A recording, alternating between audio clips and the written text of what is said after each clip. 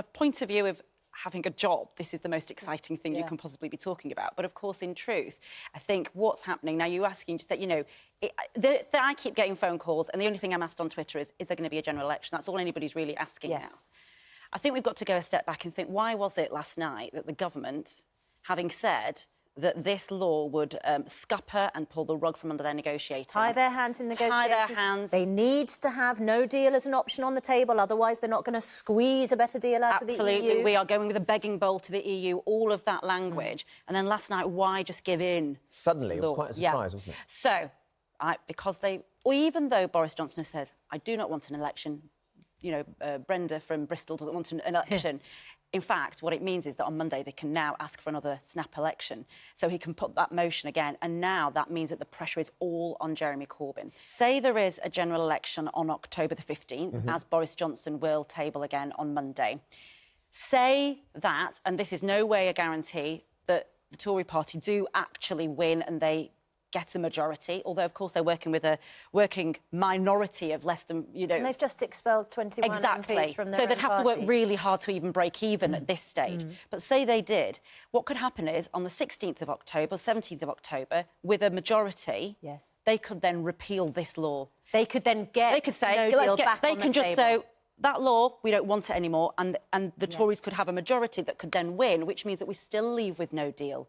So what Labour have got to really think about this morning, and of course by tomorrow afternoon, 5 o'clock, when the Lords, this will pass, is can they live with the goading in the campaign that will face them from the Tory party, from Boris Johnson, from Number 10, saying, you are running scared, what is your problem? You are going back on your word. But the problem, of course, is then if they say, this is that, you know, we are worried that you will still leave with no deal if we do a general election, what they're saying as well, you think you can't beat us? So what about, yeah, exactly. You think you can't beat us? You've been saying for 2 years you can beat us, hands down. But what does current polling suggest? Can Labour beat them? It's difficult because... Number 10 clearly are looking very, very closely at the polling. Sure. Right? So... Polls have been wrong in the past. And the sense is, the instinct, sort of the snapshot of the nation, if you just press a button and what is the nation feeling? Frustration, fed up, right? In a sense, you know, frustration and fed up. And what Number 10 will be saying, I think, if there is a campaign, is, listen, you vote for us on the 15th of October, guess what? By the 31st, it'll be over. We can talk about anything else you want.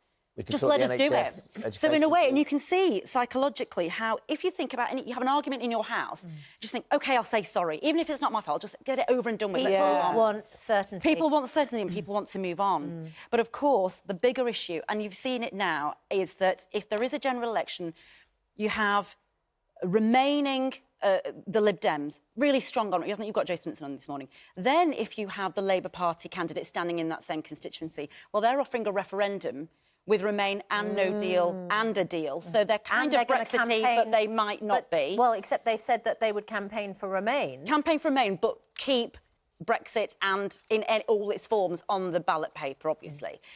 And then you've got the Brexit Party and the Conservatives. Now, the thing for Labour... This is where it gets a bit complicated, where all the tactics... This is where it gets complicated. Well, yeah. But it was complicated at 6, right? Yeah, it was complicated about 2 years ago, wasn't it? Let's be honest. The thing for Labour is to think, if we can hold off a general election until after October the 31st, and therefore we keep a lame duck Prime Minister in position, we keep him in position so that he stays with no majority. He simply has... He's in position with no power right now. He has no power. He's got nobody on his side. It's going to be quite an uncomfortable strategy to follow, isn't it? And then they go... Voters who voted to leave will go, well, we can't trust the Tories with Brexit. We'll have to vote for the Brexit Party. Therefore, the Leave vote gets split and Labour could come through the middle.